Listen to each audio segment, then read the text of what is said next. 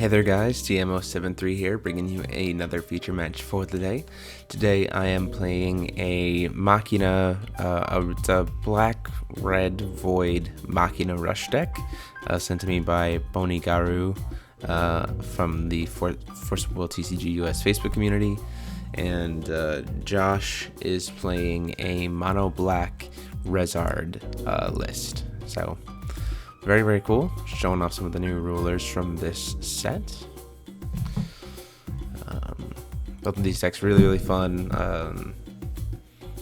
Obviously, Machina Rush just wants to rush down as fast as possible, and Mono Black Rezard, it's definitely more of a mid-range end game kind of deck. So Josh flips that Little Red the Pure Stone and passes. I play the Clockwork Soldier. So automatic, already putting some pressure on the board.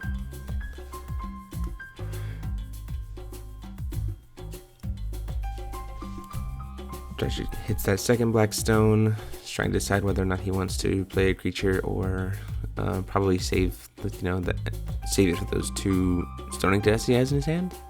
He decides to pass.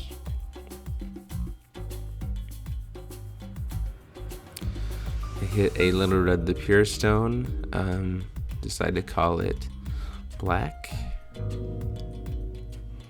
Play Leganis the Mechanical City, making all my machines plus 200, and there's that Stunning to Death, so he doesn't want to take that early 500 damage.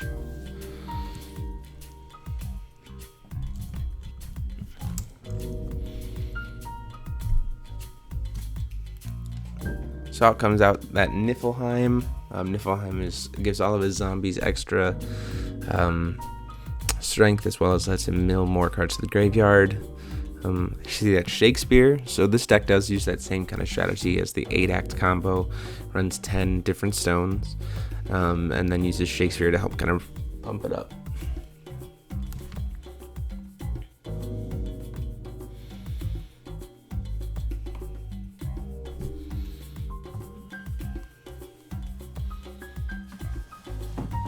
See that Grubelesta Stone? There's a Grubelesta Stone on Josh's side of things.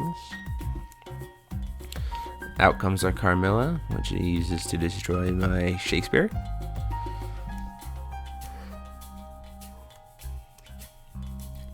At the end of the turn, I use Machina's ability to search for a Resonator or Addition with no attribute. Total cost X for how much I pay, so I can pay 1 and search for a Clockwork Soldier.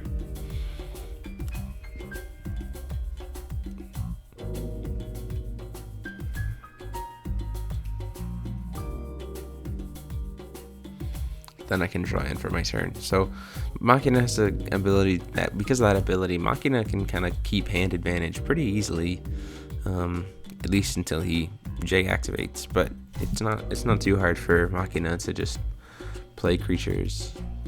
So you see that Akashic Record of Eternal Flame means that my Void cost gets reduced by 2 for each copy of it that I have in my grave. Like of the card. So because I have a Clockwork Soldier in my grave, I can play Clockwork Soldier for free. Pretty handy way to make everything in the deck cheaper, help it go a little faster.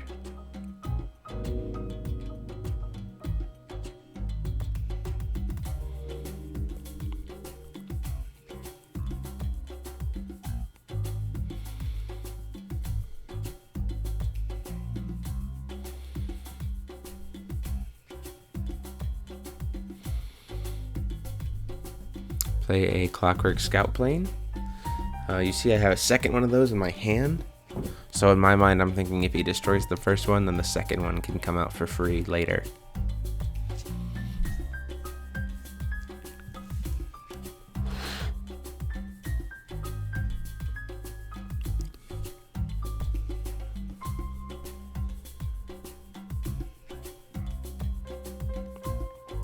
Swings in with Carmilla for 800. Decide to take the damage. Plays a Cinderella and passes turn to me. During the draw step, the recovery step, I'm going to use Machina again to search for another Clockwork Soldier.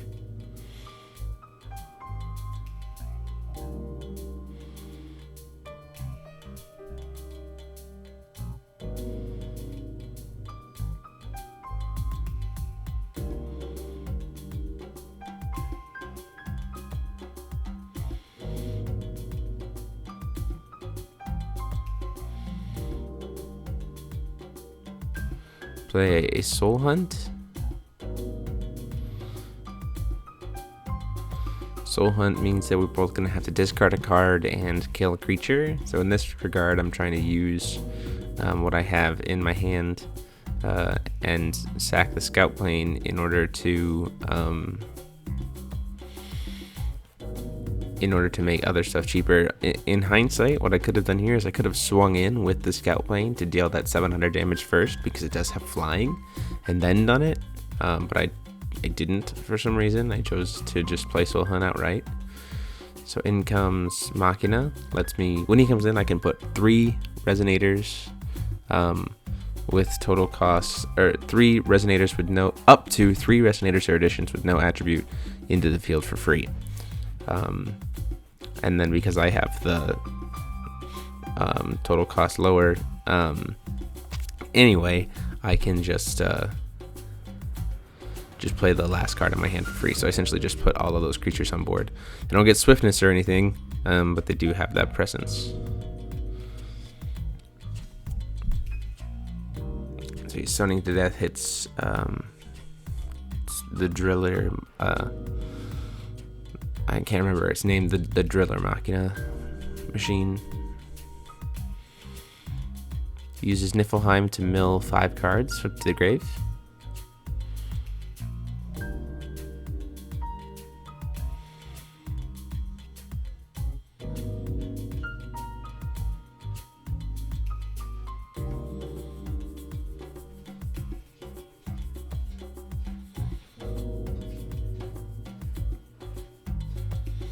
Plays another Niflheim and immediately sacks it. So what he's trying to do is he's trying to find an Arthur.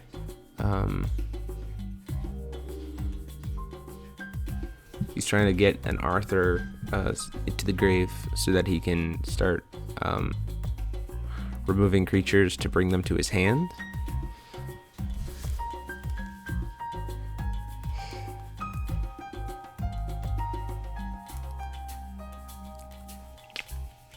Because Arthur is the real powerhouse of this deck, it gives all of his stuff extra strength. As all Darkness Resonators extra strength, and anything that's not a Darkness Resonator gets lowered strength. So it's a big power swing.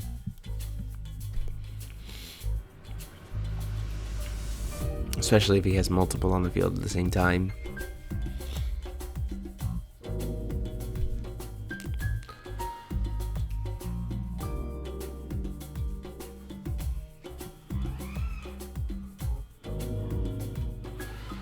See that next extra Niflheim.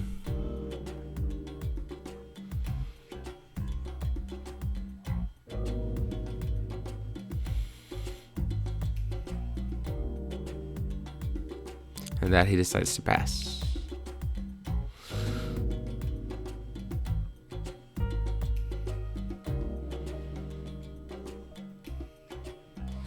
Play the Maribel.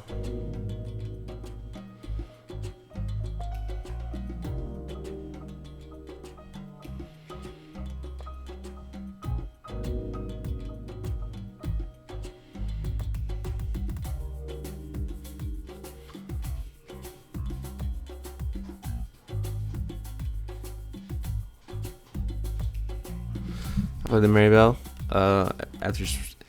So he swings with. I swing in with Clockwork Soldier. He blocks with Cinderella, and then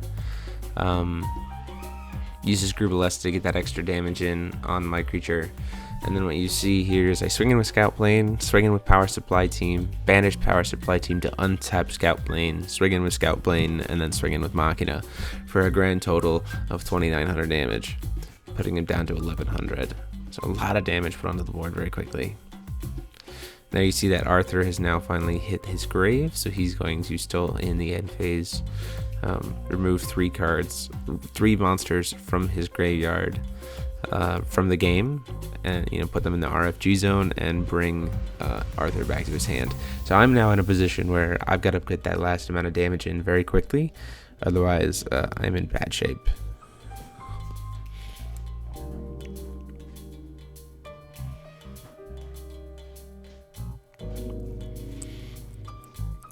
Now that Soul Hunt comes out, so I have to lose my Scout Plane, and then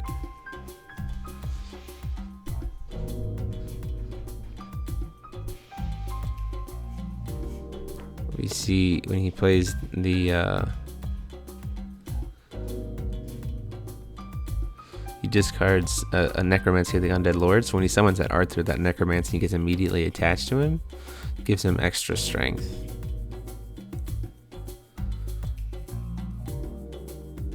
I don't know why the Soul Hunt is still attached to him though.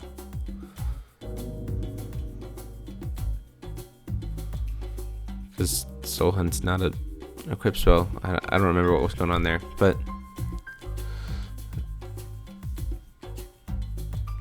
one thing that I could have done here better is I could have in the upkeep paid the 3 to put Maribel onto the field. To at least put some pressure, and then I could have possibly even used the God's Art to protect Maribel for the turn, so that I essentially force Josh to have to block in order to survive, but I still get some kind of damage either way.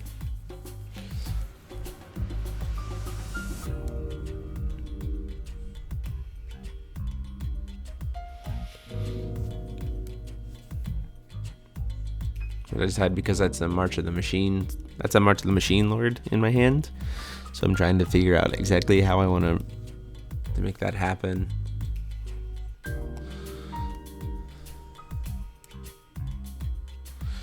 At this point, I'm kind of wishing I had the Necronomicon still. I discarded it earlier because Necronomicon with Akashic Records meant that I could have played pretty much everything in my graveyard for free and just reflooded the board, because the Scout Planes would have been 0. Could have played both of them. All the Clockwork Soldiers would have been 0. Could have played all of them. Essentially could have replayed my entire graveyard for free and reflooded the field, and then next turn been able to overpower Josh. But I had gotten rid of the Necronomicon, so sadly it wasn't going to do me any good.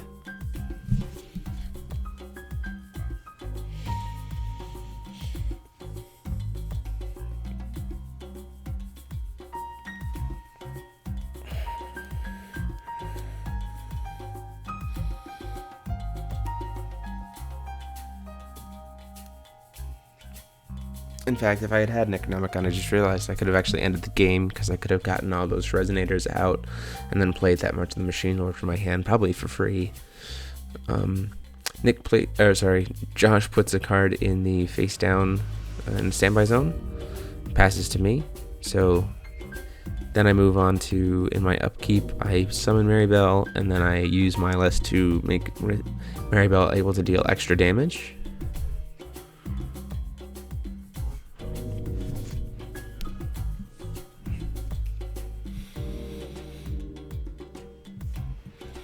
So I gotta figure out how exactly I want to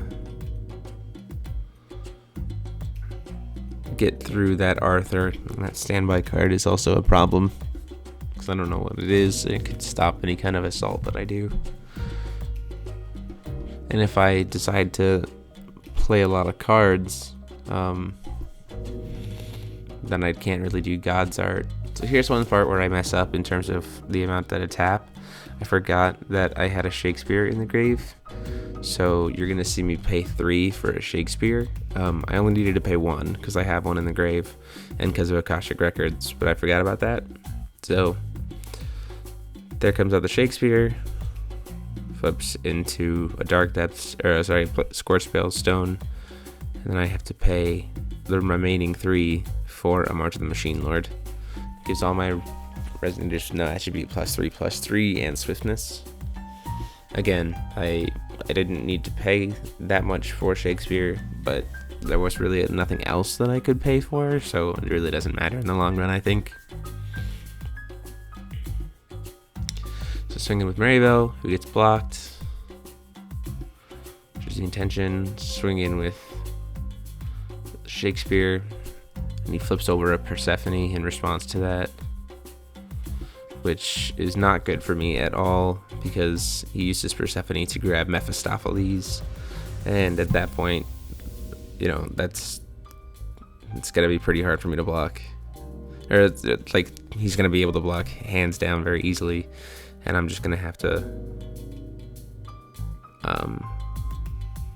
pass my turn. So with that, you see him tap 4. He uses Rezard's Mill ability to close it out, and I just know that I'm defeated at that point, so I admit defeat. There's no way I'm gonna come back from Persephone, Arthur, and Mephistopheles staring down my board. So we're moving into game 2. I know that against Josh's deck, I just need to be much more aggressive in order to make things happen. So my mulligans for my hand were going to reflect that.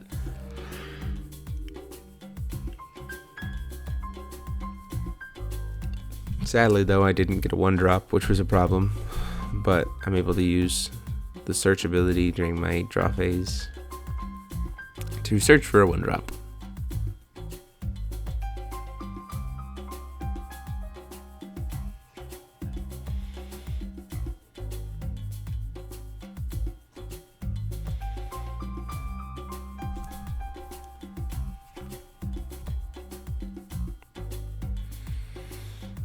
So there comes the Clockwork Soldier. Getting 2 Blackstones for Josh.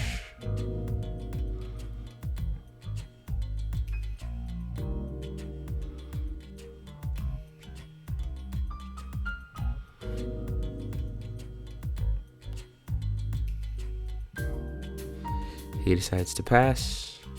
I did the same thing that I did before. So during the upkeep, I tap 1 to search for another Clockwork Soldier from the deck.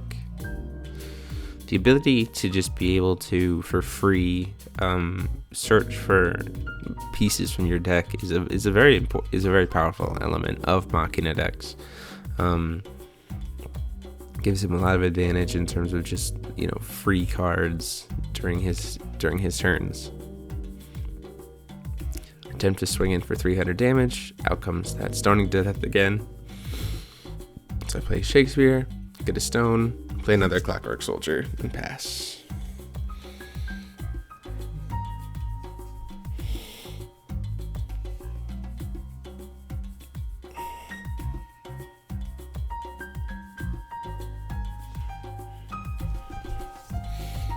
Josh gets another Darker Stone, but then passes back to me. Again, his deck is very reactionary.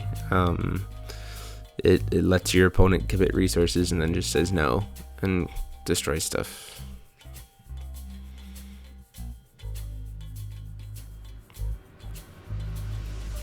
I decided to play a Winding Mender. Attempt to swing in for 500 damage with the Clockwork Soldier.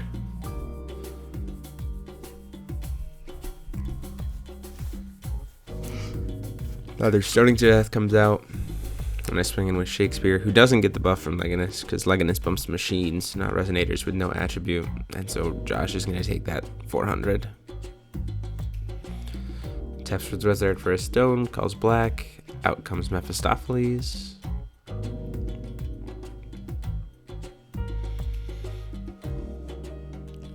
Draw for my turn, and I draw into a power supply team, which at this point is enough for me to say I'm going to go ahead and commit to try to finish the game this turn.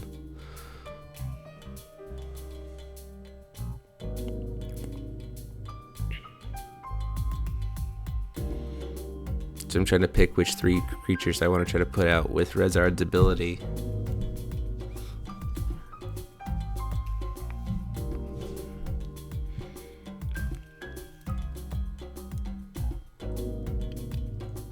Out comes the Artemis Bow.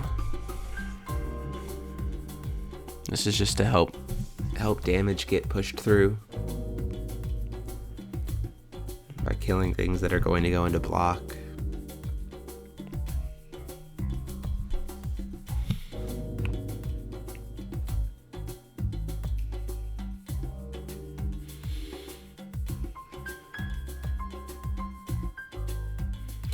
forgot to use Winding Mender during the upkeep. That's something to keep in mind. You can tap Winding Mender to pump up a machine 200, so I could have pumped up himself, but I forgot, and then untapped him, but I forgot. So out comes Machina, and I pull out 2 of the driller machines, and trying to decide between Scout Plane and Power Supply Team. So I'm trying to do some math in my head.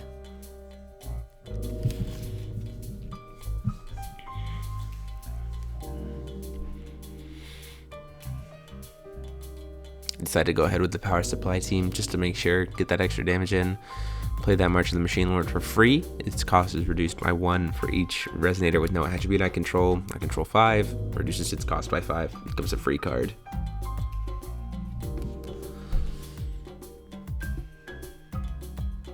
So I attack with one of the drillers.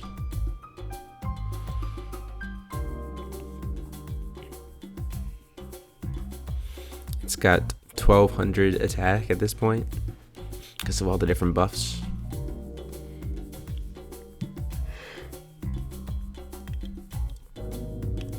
Blocks with Mephistopheles. I use the bow to deal the extra little bit of damage that I need to Mephistopheles, and I take 500 damage for targeting Meph. Swing with Mender. Swing in with the other driller, even though I need to do that first. Swing in with Shakespeare. Swing in with Power Supply Team. Banish Power Supply Team. Swing in with to untap the driller. Swing in with driller again, and then that's enough to close out the game. So we go to game 3. So obviously I'm trying to stick to the save strategy. I need to try to go fast, and Josh is, I don't know, you might switch his strategy up in terms of maybe trying to play a little bit more of an early game, but you know, that's his call. I would be trying to do that. So he misses that first turn drop, and I am able to get that Clockwork Soldier turn 1, as well as put out a Maribel.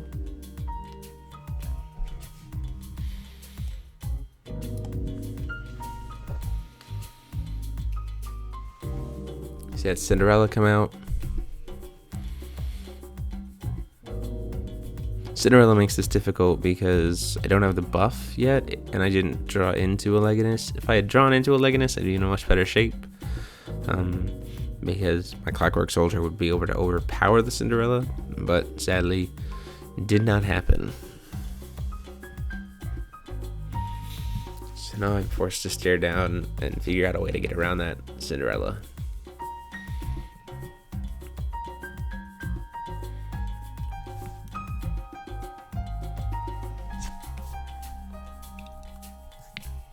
Play Clockwork Scout Plane, which has flying, in hopes to try to get over the Cinderella, at least until I can maybe draw into a Legatus. The other thing is too that I can search for a Legatus with Machina's ability, because it is an addition with no attribute. It just means I have to, take a turn. He plays that Necromancy of the Undead Lord on Cinderella, gives Cinderella a +2/+2, and that spell never goes away, in the sense of when it's in the graveyard and he puts a creature onto the board, it gets attached to that creature for free. So it's almost a free permanent +2/+2 buff that just keeps coming back and trading between creatures. Out comes that Mozart. That is a thing that you do not like to see with Cinderella as an opponent, because that essentially means that he has a kill spell of some kind just available to him at any time. So I play my own Mozart and a Clockwork Soldier.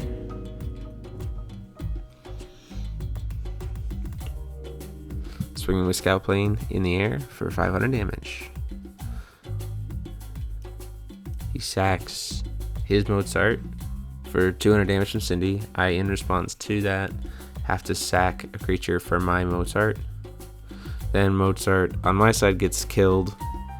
He has to sack a creature, and then he chooses to sack the Cindy. My Scout Plane gets killed because he sacks the Cindy in response for 200 damage to another 200 damage to the board. So Scout Plane still goes through, but both of us essentially lose our boards. More of a loss for me than for him, but I'm still glad to get that Cindy off the board. And out comes that Arthur. Now things are going to get tricky because all of my Resonators are going to get minus 200 attack and defense. Means that I have to put on more creatures in order to try to be able to put pressure and get damage in, which for a rush deck is never very good. So out comes that Shakespeare. Helps me ramp up a little bit faster.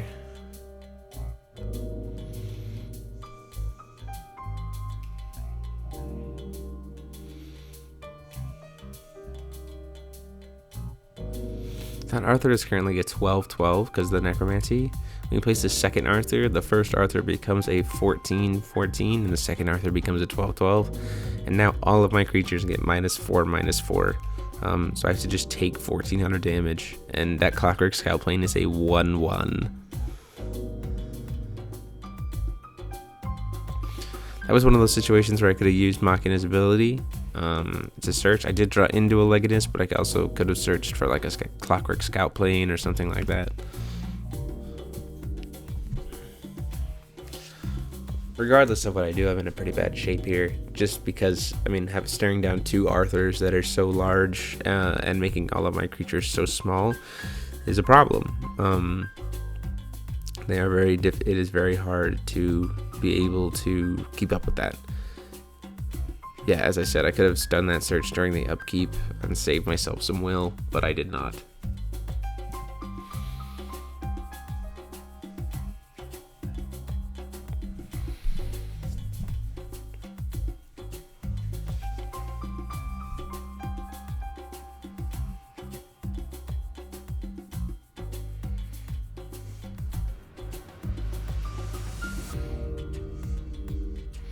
So with the Legatus, I'm able to at least provide a small reprieve to my Resonators, mitigating essentially one of the Arthurs, but only for machines. So I have to block because that one is now 1600, and now the other Arthur is 1400 because they're both zombies. Niflheim gives them an extra bonus. So now they're both, 14/14 and 16/16 respectively. So I just have to take 1400 damage.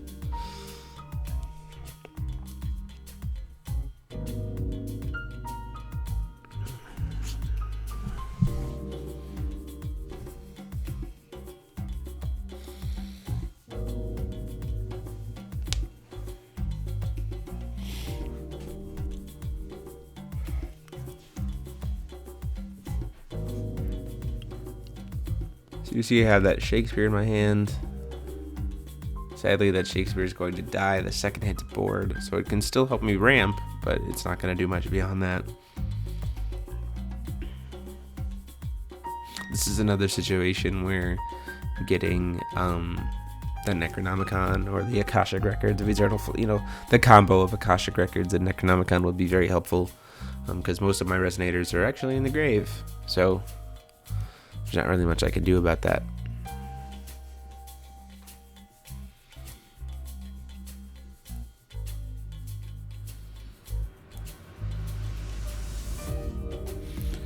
So play Power Supply Team,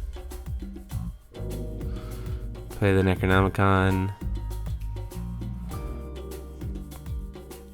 play the Clockwork Soldier, and then I have to remove from game the rest of my hand. I'm essentially hoping to survive one more turn, even though I know it's not possible, and then he just Stoning to death, which at that point I just scoop because I know that there's no way that I can block both of the damage, and I know that's going to swing in. So that's the decks, guys. Let me know what you thought in the comments down below. Deck profiles will be up this Saturday as always. Go ahead and like, comment, and subscribe. And until next time, guys, this is DMO73 signing off.